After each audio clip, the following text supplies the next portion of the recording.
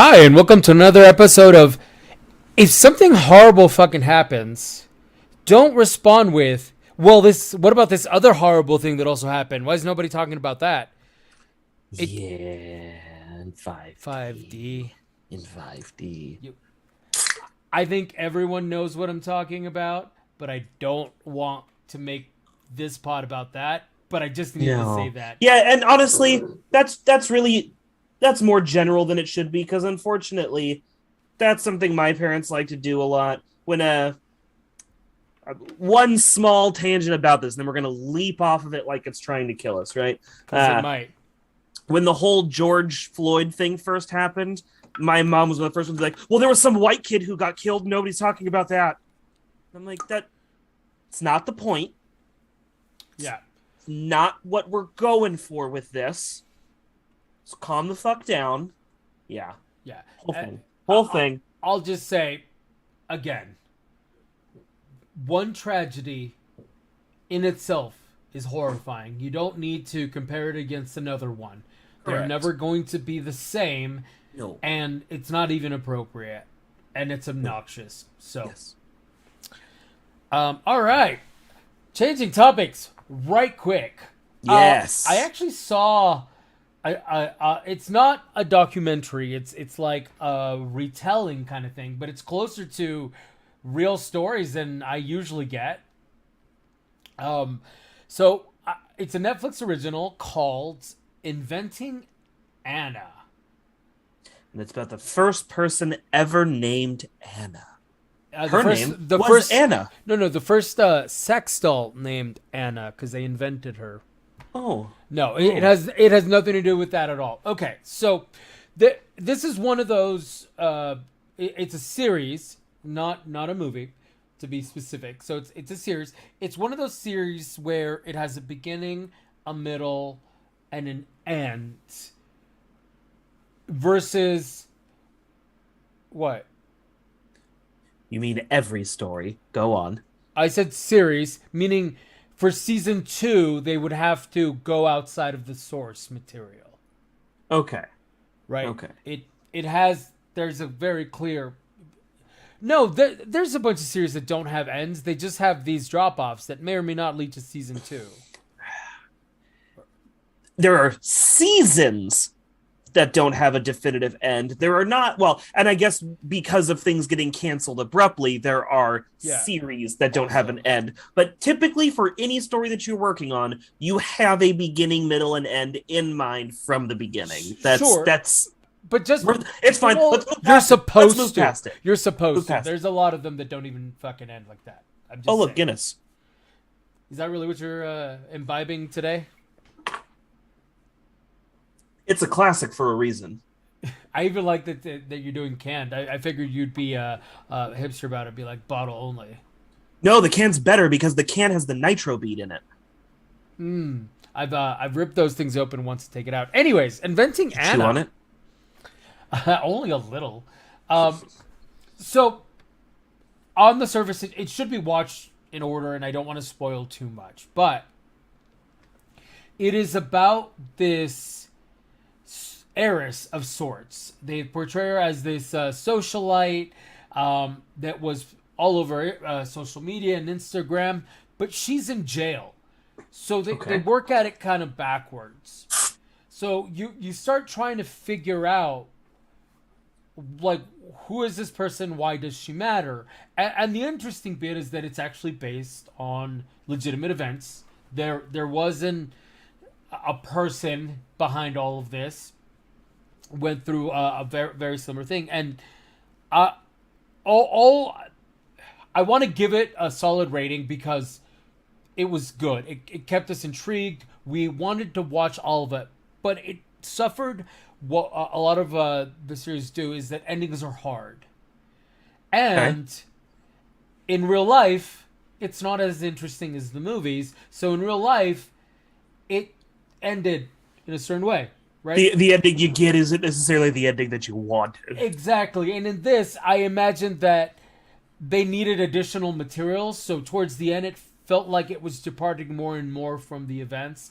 And normally if they do that and they can make it entertaining, I don't mind too much. I'm not a purist, but in this, it felt like it was poorly done.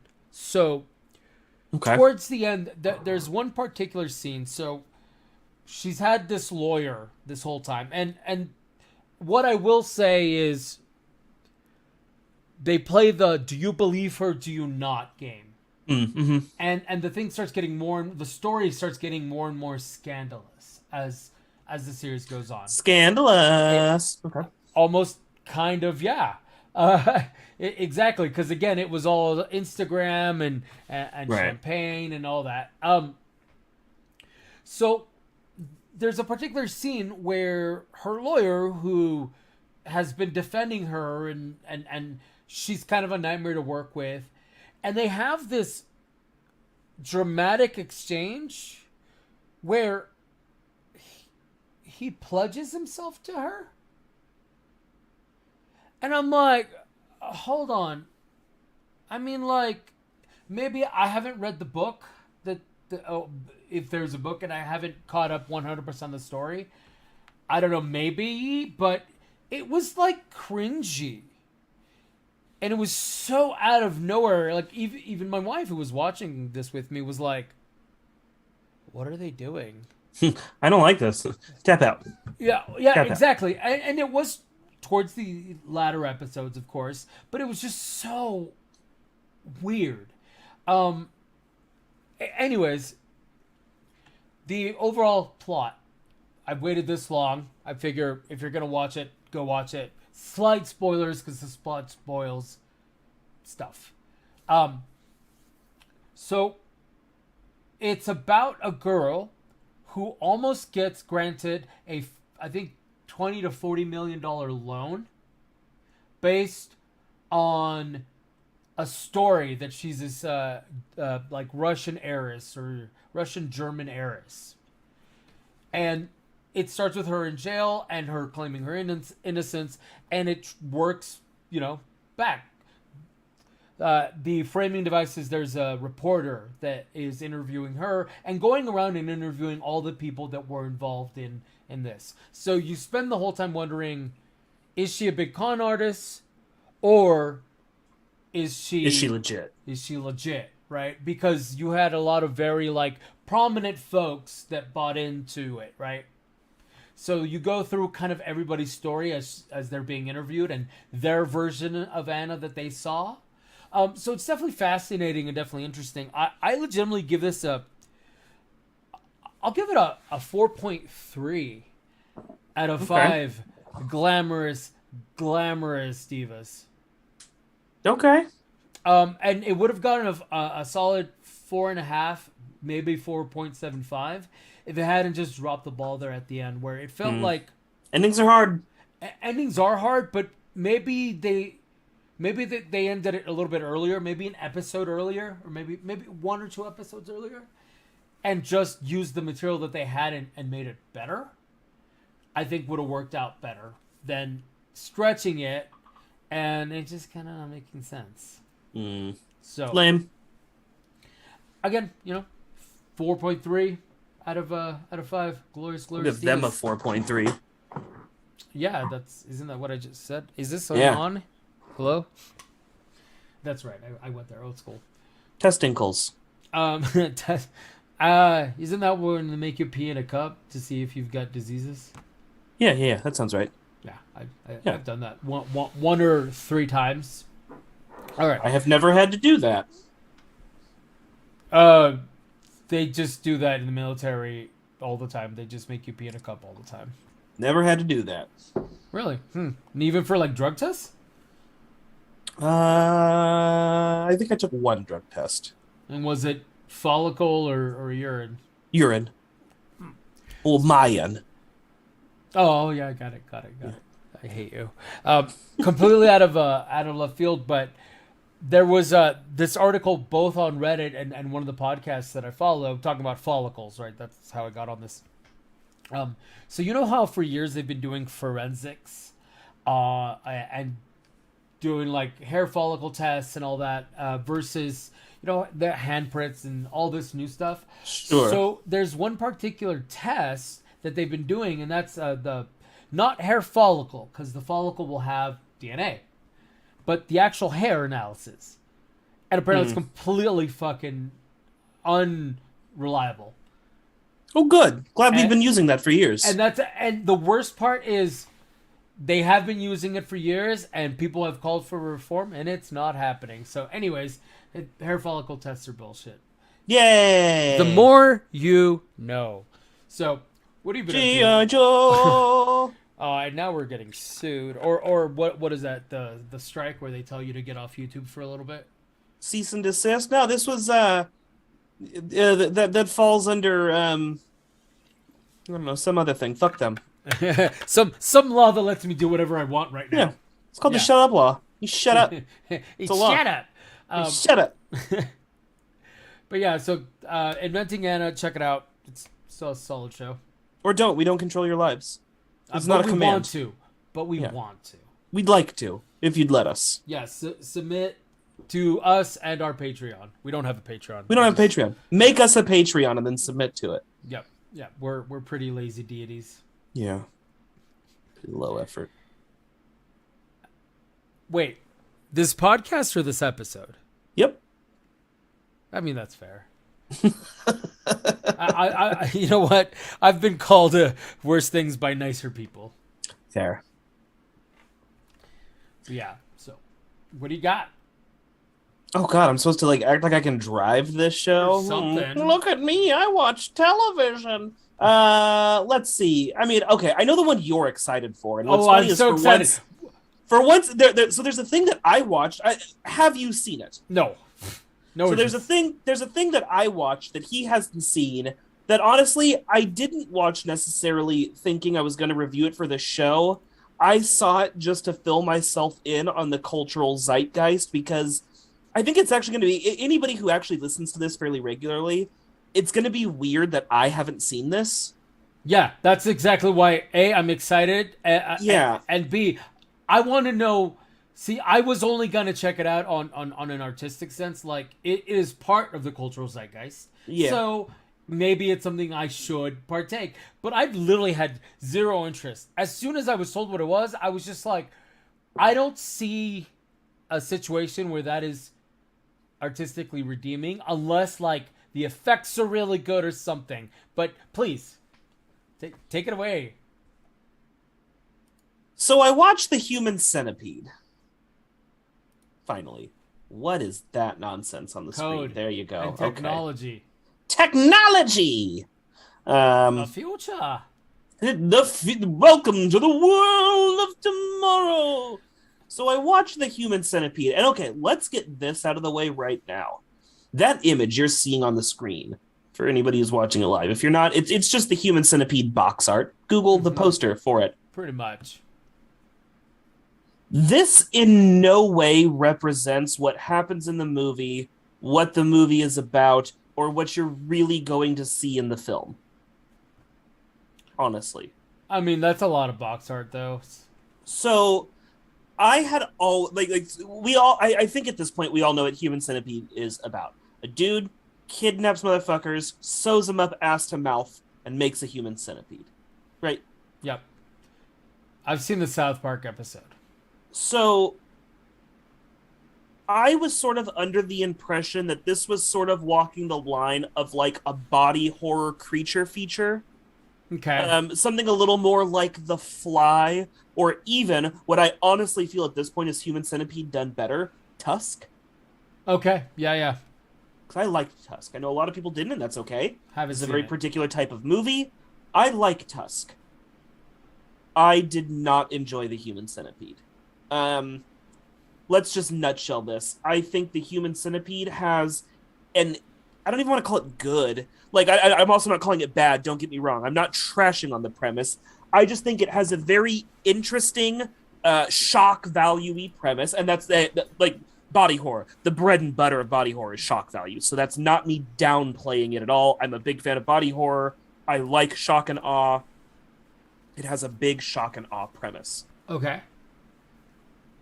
the carryout kind of can't decide what it wants to be. I was really hoping for a big character exploration like Tusk. It's a lot about the horror and the trauma of going through it, as well as the horror and the trauma of somebody who would be pushed to do this. Mm-hmm. Or a creature feature. They're this thing made into monster by man, whatever, right? Mm-hmm. That's really what I was hoping for. What you get is a lot of pandery gross out scenes that are outdone by 90% of other gross out movies. Like the gross out just isn't at the level of the concept. Okay, so is that because? It's defeated by its own concept. Well, but I was gonna say, is that because this is an older movie and a lot has come out? Okay, No. fair. No. Really, your biggest gross out scenes are kind of watching him like cut up some flesh, which I know is already a lot for some people. Gorehounds were like, that's the reason we show up, right? Like anybody watches like Hostel or gore porn movies, okay, we're like they're already or even like Hellraiser, like already not grossed out by this. And then there's like a couple of scenes with like some like infections being squeezed out. And so you get some nasty pus. Okay. And then there's the big scene of how they eat, right? It's a human centipede. They're sewed ass to mouth. Somebody's got to chug shit. That does have the biggest shock value for me. And even that shock value, it's audio shock value. It's not visible. Because the person we focus on, our main character, is the middle of the centipede. So while psychologically, yes, that is really brutal and fucked up, we don't get any interior monologue. And honestly, about the time that she's sewn into the middle, we kind of shift focus into looking at the doctor a little bit more than her. Okay.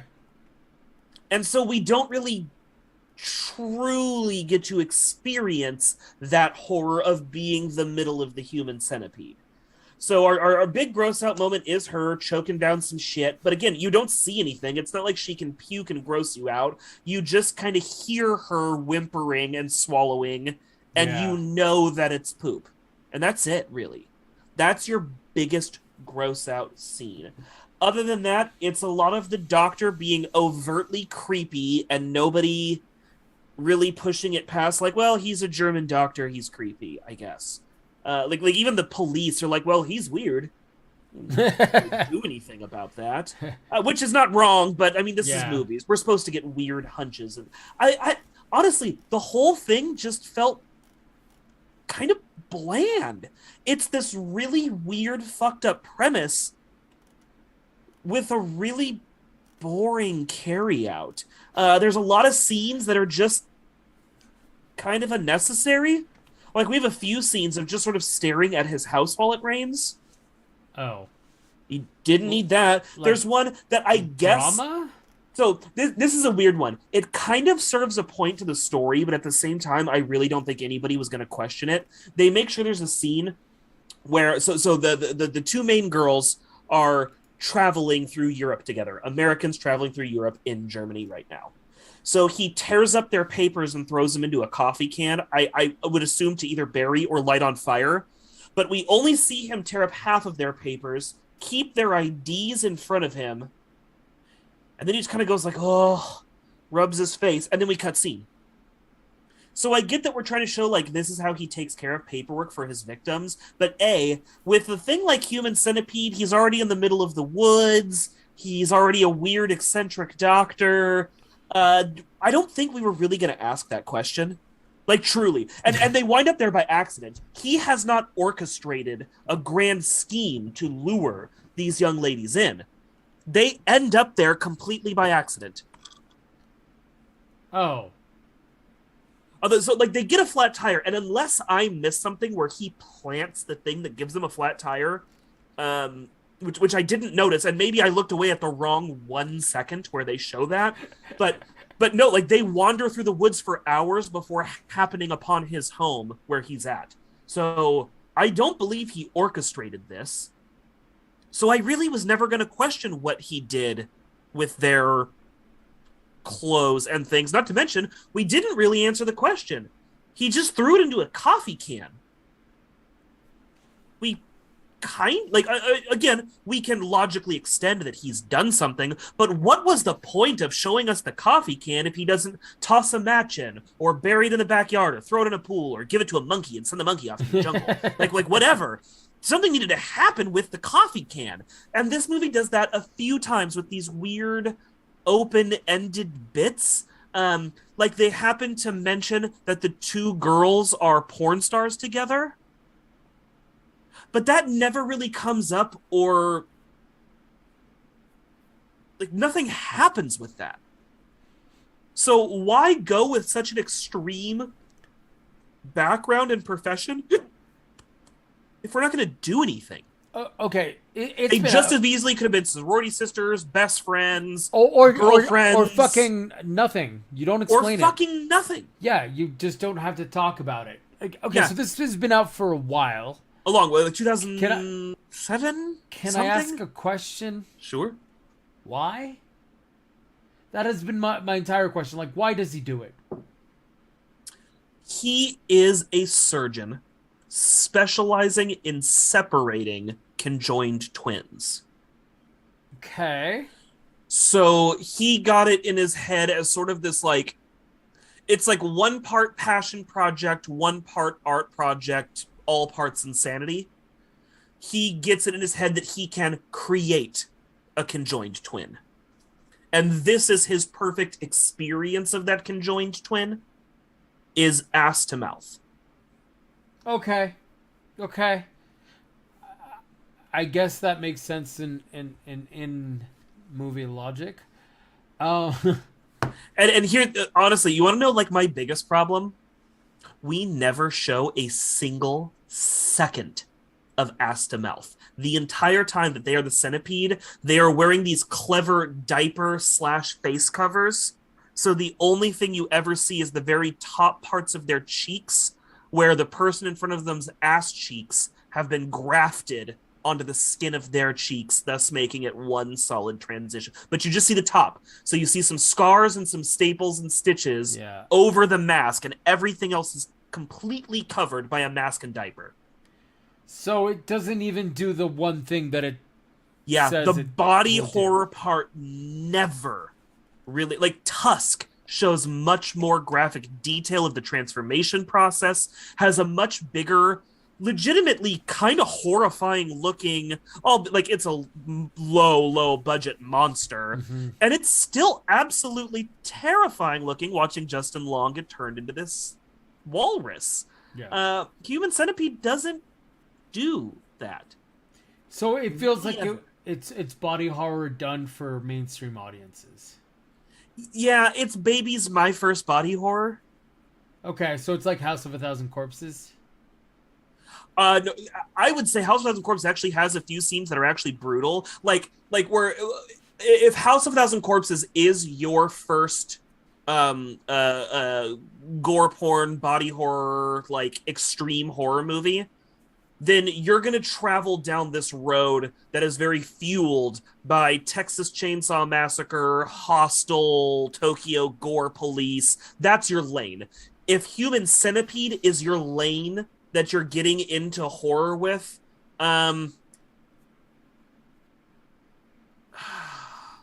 you're looking at soft horror. You're looking at like the Devil Wears Prada. I'm kidding. Purge 1 and 2, maybe, and even those are probably a little more intense because they lean onto the action side of things. You're looking at like think of remember like the early 2000s where you were getting more PG-13 horror than R-rated horror. Okay, so like Idle Hands. Like, I guess this tried to be funny, and maybe for me the jokes just didn't land.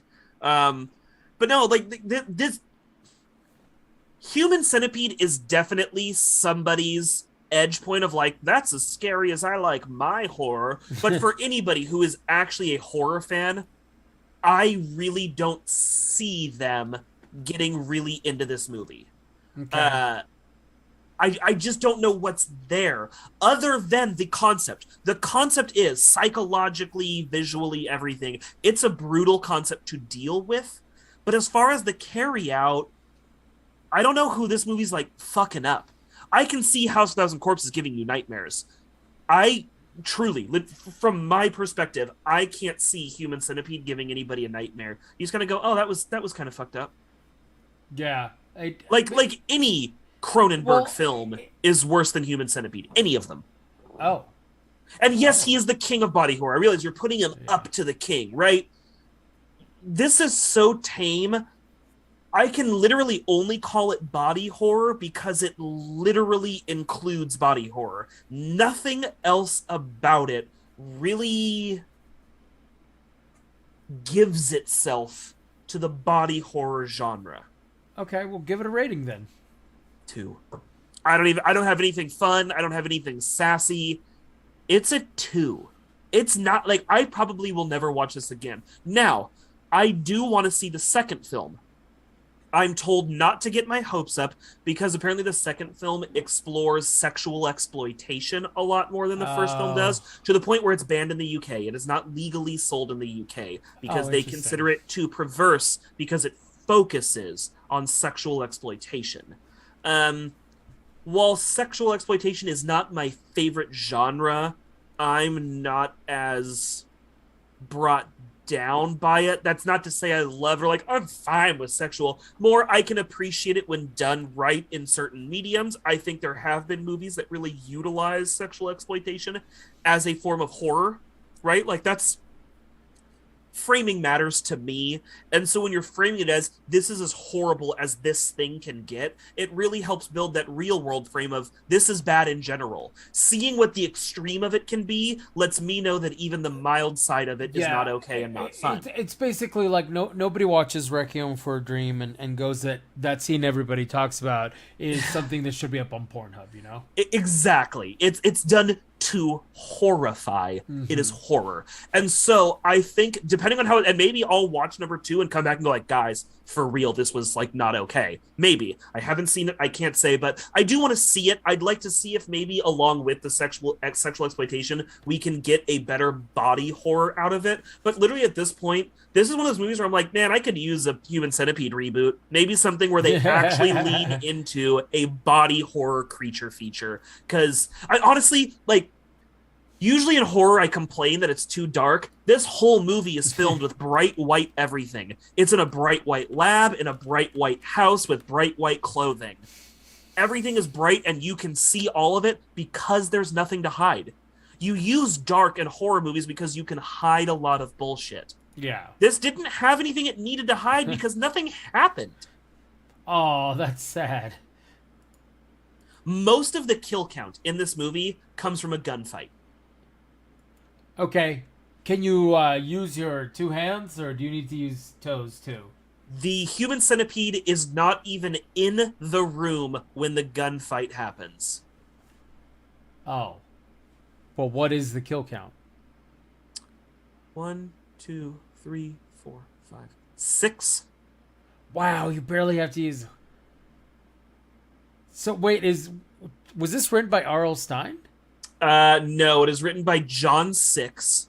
And I don't know that he's ever said this, and maybe he has, but the impression that most people have dropped of John Six is that he makes films for the purpose of you hating them and hating him for it. Oh. He's looking for shocking and edgy. And unfortunately, I think, and I'm glad you brought up Rob Zombie, because Rob Zombie aims for shocking and edgy. But I think Rob Zombie, more times than not, he does not have a perfect track record. He has a few stinkers in his catalog. But I think more often than not, he at least hits not only shocking and edgy, but shocking, edgy, and interesting. Okay. Where this had a shocking, edgy premise and nothing beyond that. You're with Human Centipede, you're buying into a premise. That's the best I can give this film. You are buying a premise. Yeah, okay, you've convinced me. I'm not going to watch this. I don't think you should. I don't think you should. Doesn't sound like there's a reason to. No. It got famous because it had a wacky-ass premise, and so people went and saw it. Okay, fair enough. Man. This was one of those where I've heard so much about it. You're getting secondhand disappointment, and I bet it feels worse than the firsthand disappointment. I'm just disappointed because it just makes me think that all the people that recommended it I just don't know what the fuck they're talking about. I mean, look, and like, let's say this right up front. I'm a horror guy. I like horror films. I watch a lot of horror films. And not just like your mainstream, Until Dark or Scream, Nightmare on Elm Street. I love those as well, but I watch a lot of really gritty, low budge horror. I watch a lot of like real thinker, non-mainstream horror. I watch a lot of slow burn horror. I like horror. And for me, this did next to nothing. Just fucking nothing. The scene where he squeezes out some pus from an infection, where I was like, ooh, gross out, fun. And then the scene where like you have to hear her choke down poop. I was like, okay, that's a little much. Other than that, it's 40 minutes until he actually sews them up into the human centipede. And the movie's only about an hour and a half. Oh. Okay. Yeah. None of this sounds great. I'm just gonna go back to watching 13 Ghosts. 13 Ghosts is at least fun. A lot of really cool ghost designs. I can stand by 13 Ghosts. So yeah, now you can see, like, I feel like you were disappointed that I wasn't more excited to talk about Human Centipede, but now you can see why. Like, I really just don't have much to say. It's not even that it's particularly bad. It's not like Troll, where it's a bunch of bad performances and bad camera work and bad makeup for what's there. Everything that's there looks good. The performances are on point. Just, I don't know, kind of nothing fucking happens.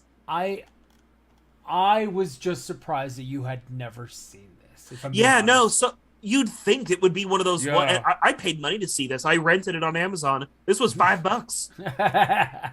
I regret this. I regret the $5. I think I want to see number 2, but I'm gonna wait until I can find it on a streaming service somewhere. It's not worth $5. Yeah, and it's not like on Shudder, because I figured this is the kind of stuff that they. Yeah, you'd think, up. but no, not on Shudder. Maybe they have class. Maybe. They have more scruples than this shit. Yeah. No, and again, it's not like offensively bad or anything. It's bland. It's banal. It's benign. Right. It's nothing. It's body horror for the folks who thought Total Recall was body horror. No, yeah, I like that. Like, if you're not into body horror, this is maybe one to give a try because it's not that extreme. Yeah. You'll probably be fine. I'd be surprised though, because most folks that watch this also watch Hostel, and I feel like Hostel had more of that. Still safe. I don't even really like Hostel. No, me neither. I think saw it's the first trash. one and I gave up.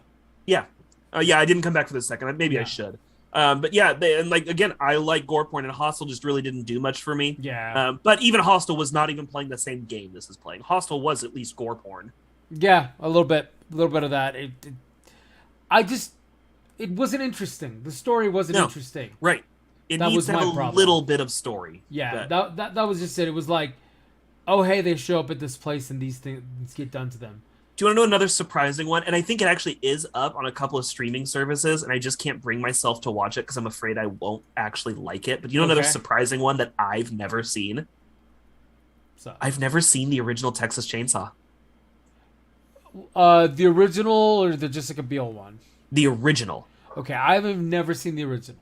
But I mean, for me of all people, I've never seen it, and I think I think it's up on Shudder, Shudder or Hulu. One of them has the original Texas Chainsaw right now, and like part of me is like, man, this is the origin of the kind of shit you're into, right? Like that's the original brutal, over the top, it is slasher movie, and you know what I think put the stinker in my mouth for me.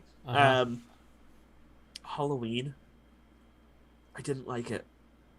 You finally went and saw the original? Yeah. I don't like it. I think it's really boring. Okay. But go back and watch some of the the first Jason. So if I'm not mistaken, I believe Halloween is before Friday the 13th. I feel like we've had this argument before and I lost, so I'm inclined to say you're right. Like if I'm remembering right, Michael Myers was like the first big slasher. Not the first ever, the first big slasher. Yeah. He's what made slashers I- a thing. And that's I- probably why it's so weak. Fucked up when you've never seen a slasher, but when you're essentially raised on slasher films, Halloween is weak. Okay, so the original Halloween is 1978. Okay, and I'm taking Friday the 13th, the original movie. Do you want to drum roll it? 2 years later, 2 years later in 1980. And I have seen the original Friday the 13th, and I think it's better for two reasons. One, it had the template, right? It could work off the Halloween template, and clearly was. Halloween to Friday the 13th, clearly somebody was inspired by somebody else. And I'm saying inspired, not ripped off. They are very, very different films. Yeah. But leaning on that same template, here's what Friday the 13th has going for it. Higher body count by a lot. The original Halloween, I think, only had 3 or 4, if I'm remembering right. It does not have a lot. And you don't see all of them happen on camera. That's always been kind of a weak point of some of these. And Friday the 13th, I don't think you see all of them. Well, especially happen. back It's been a hot then, minute. it was a lot harder to get that stuff to be able to be shown. But Friday the 13th, here's the big selling point. And spoiler if you haven't seen the film from 1980. I'm sorry. You have the big twist ending. Yes. Yeah, that's true. You have the big reveal. Spoiler, it's his mom. It's not him. And I think that really helps the film. I would say I'm Jason over Michael Myers. Now, maybe the Halloween movies get better with each one, because I don't think I've seen really any of the original Halloweens. Well, I've seen almost all of the Nightmare on Elm Streets, if not all of them. I'm not sure that I haven't seen one. And I've seen several of the Friday the 13th, but definitely not all of them. I think I've only seen the Rob Zombie Halloween and the original Halloween. I have not seen any of the others. I've seen a few interspersed. So I had seen the original once a long time ago. Okay.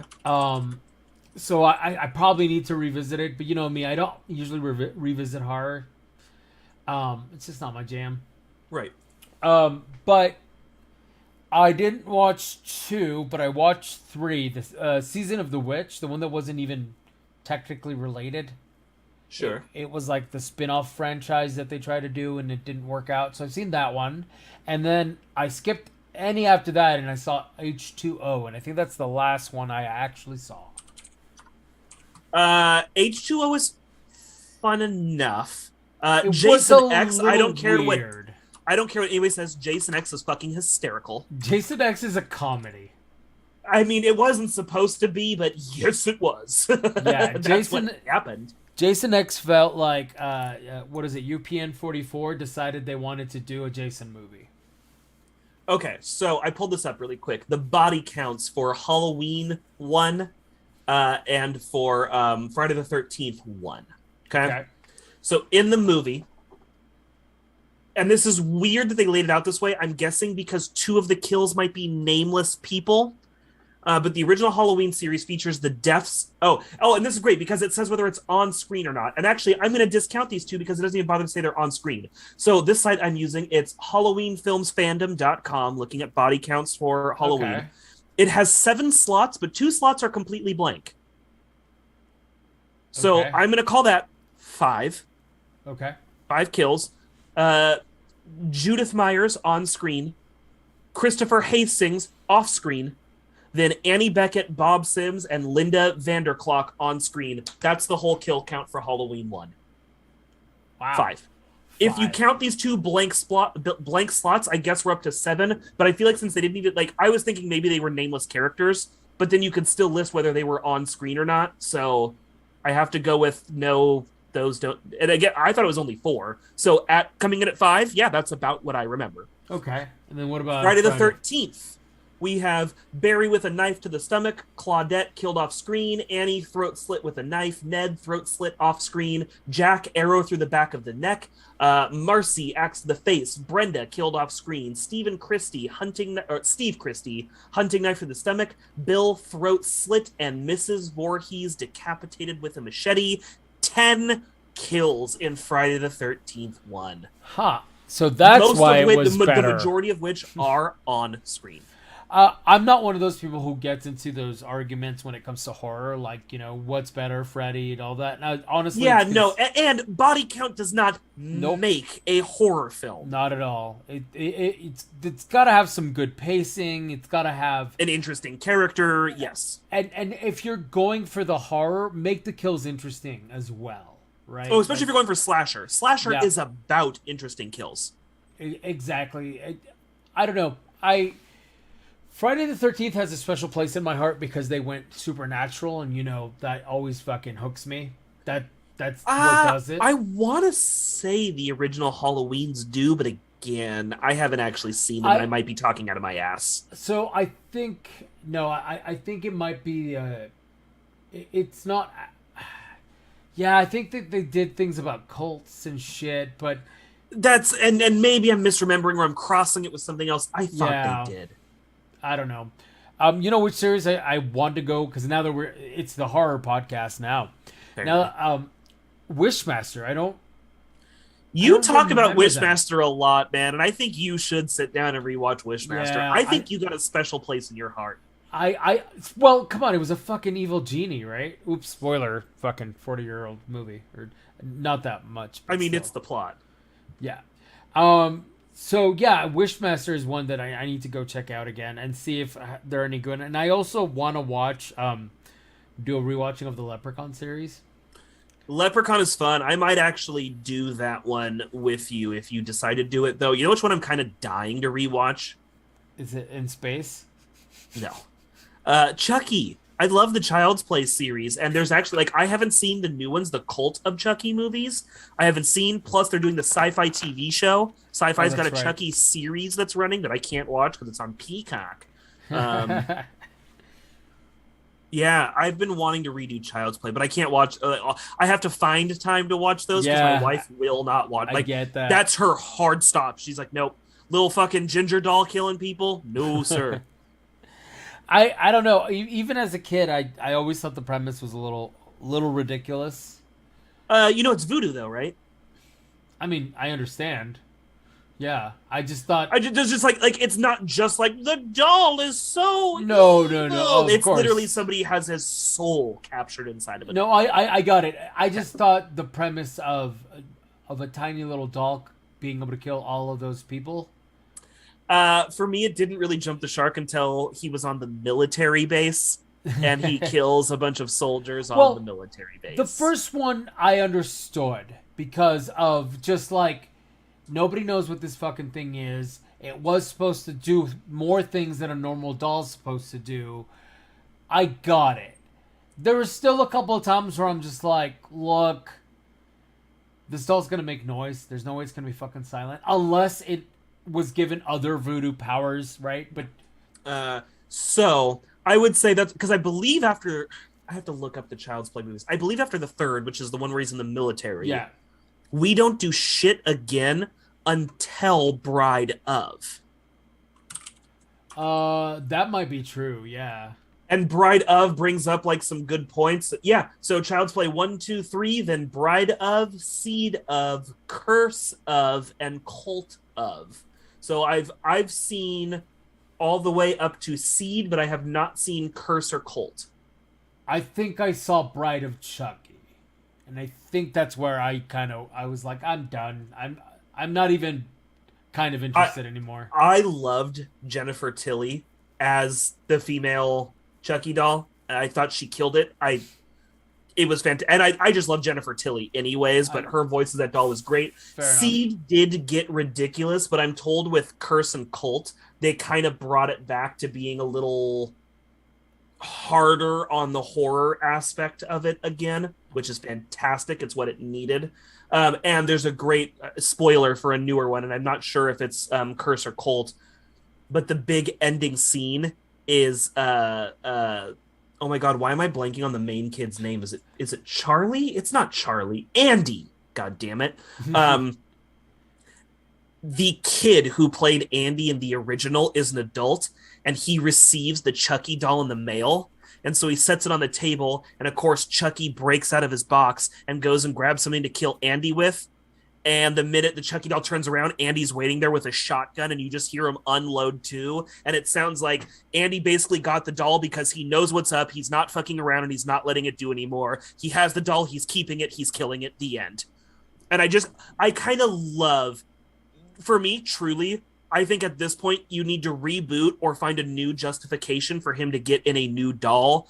Because how great. This kid who survived it 3 times comes back in the end and goes, nope. Like, it's essentially, he might as well take it and cast it in a cinder block and dump it in the ocean. Because he knows. He's played this game. Yep. He's done it. He's aware of how this shit works. And now he's prepared. Fuck it. It's not that supernatural. It's a goddamn doll. Get rid of it. And that's essentially what they set up, is that Andy's like, yeah, we're not doing this anymore. I'm done. I'm not playing with this fucking doll. So I love that stab is at the end. And yeah, I'm really, really looking forward to the Child's Play show. I've said before on here, I liked the Scream show. I thought it was good. MTV's Scream is good. I will go on record. And that's a big thing for you because you hate everything. I haven't started the I Know What You Did Last Summer TV show yet, but I saw that it's out and it's available on streaming services. So I'm going to try and watch I Know What You Did Last Summer. And yeah, I'm very curious for the Chucky show. And they're doing a Hellraiser show, and Pinhead's going to be a lady. Oh, yeah, actually, I did hear about that. They were talking about doing another film, but I think they made it into a series. And I'm into that. Like, I'm liking that we're getting horror television again. Like, American Horror Story started off fun and they ran out of ideas. It's a pendulum, man. It just it fucking swings. Like, and we've been through a bunch of these cycles, right? Like, for a while, horror was it. And then it started dying off, and we had big, huge hero thing. But I think people are getting a little burnt out on heroes. Yeah. So I think horror comics might be the next thing that they're going to do. I'm kind of glad that horror's big, because that means Gross Out might get big, and we might get some of the old Gross Out cartoons from when you and I were kids. So, like, your Ren and Stimpy, your Mega Babies. Like, I want some Rocko's Modern Life. I want some straight up Gross Out cartoons again. I'm sure. I love Gross Out stuff. Like, Gross Out, even like body horror, Gross Out shit. That's my jam. I love it. I don't know. I'm broken. I bet you are. Movie gets a 2. Didn't want to vomit once. You know what? Honestly, I was never into those. Not because they were gross, but because I never got access to them. They were all on cable television. I saw some Rocko's Modern Life, but I don't think I had enough cultural context in the American language to get it, if I'm honest. Because I didn't understand it, and the cartoons were a little funky, and I just wasn't into it then. That was currency in my household, bro. Yeah, for sure. But I was definitely into, like, I was a Planeteer. I was into Captain Planet. I'm not gonna lie, it was on free television. I think that was one of those PBS shows. Which ring did you want? Who was your Planeteer? I don't know. Fire. Which one was the Fire? Wheeler. He was the kid from. He was like from Brooklyn. I don't know. Fire. Because that's what I was like. Destructive, Fire. I always figured you were gonna be. What is moving next to you? Oh, I mentioned it earlier that my pup now sleeps on my desk all day.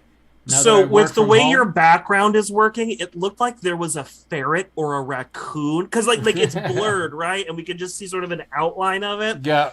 So it looked seriously like, I was like, well, he doesn't have a cat, so he's in danger.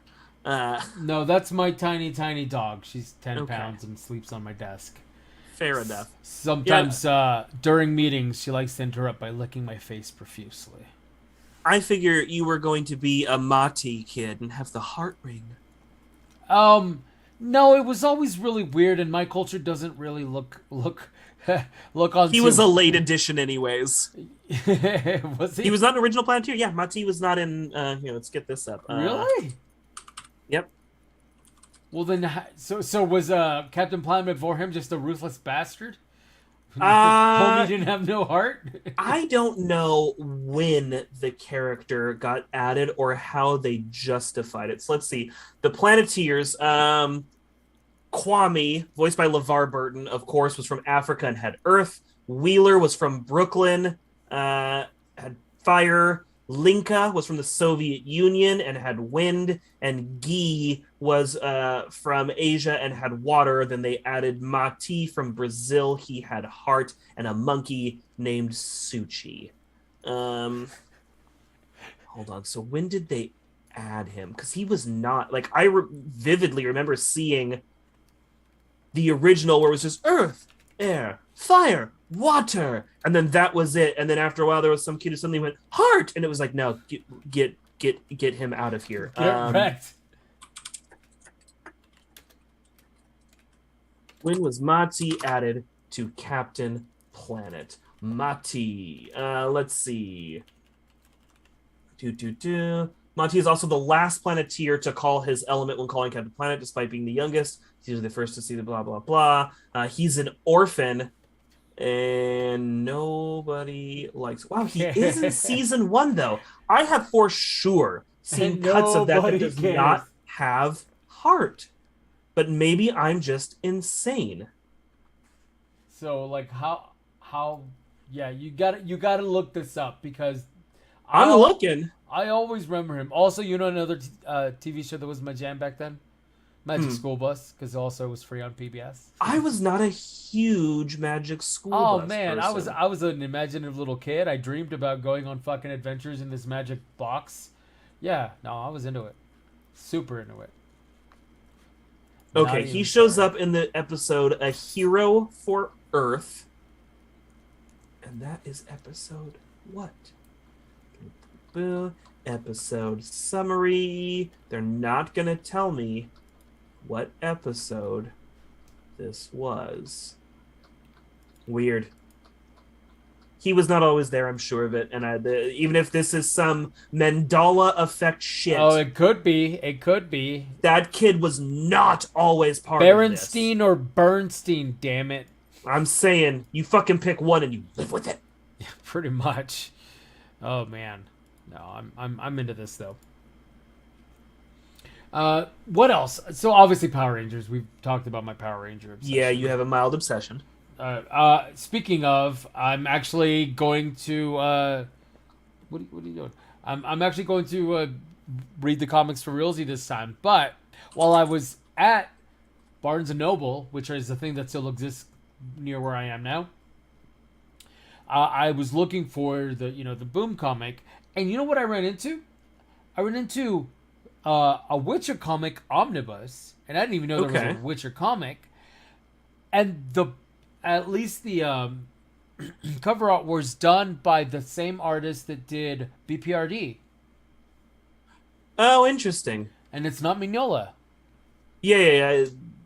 I forget. There's been other people who worked on it. Yeah, I forget his name, and it was really cool. It was The Witcher, and which obviously I was drawn to it. So I ended up picking it up. So I'm also going to be reading The Witcher.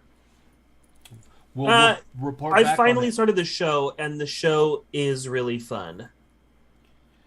Yeah, I tried. It was a little slow, and I just haven't picked it back up. I also need to finish the Expanse at this point. I know you didn't like it. But... Somebody finally told me that you just have to make it through season 1, and then the show gets good. Yeah, are you going to do that? Maybe. You should. It's a solid... I know you're not going to read the books, so it's a solid story. Yeah, I would read the books, except for that part where I have to do that. Yeah, no, I 100% understand, but... Alright. So, that kind of brings us to the end here, Bonsai. Uh-huh. Unless you got some more horror to talk about. I mean, like, in your personal life. I'm still trying to prove. You're still trying to prove that the Planeteer of Heart didn't exist for a while? There is 100% versions of the theme song where he doesn't yell heart. Okay. Okay. Calling my mom. On that note, check us out Monday nights in 5D podcast on YouTube. 7 to 8 Pacific. We do this live. Also Tuesday nights, twitch.tv/metagame network, multiplayer nights. Jesus, what did we play? We played Worms MD last week, and that went over fucking horribly because apparently I'm shit, and what I thought was a different version of tanks is not a different version of tanks. There's like movement and other shit. Anyways, we It played depends that. on what version of Worms you play, and yes, I don't play Worms anymore because they have fundamentally changed the gameplay of Worms. Fucking was horrifying. I was terrible. I did not get the button systems. It is more complicated than an FPS for the buttons. It's just so weird that a simple tank game. So, anyways, Yeah. you might see me fail again this Tuesday. Check that out. Bonsai, any final words? I swear this was not always a character. Bye.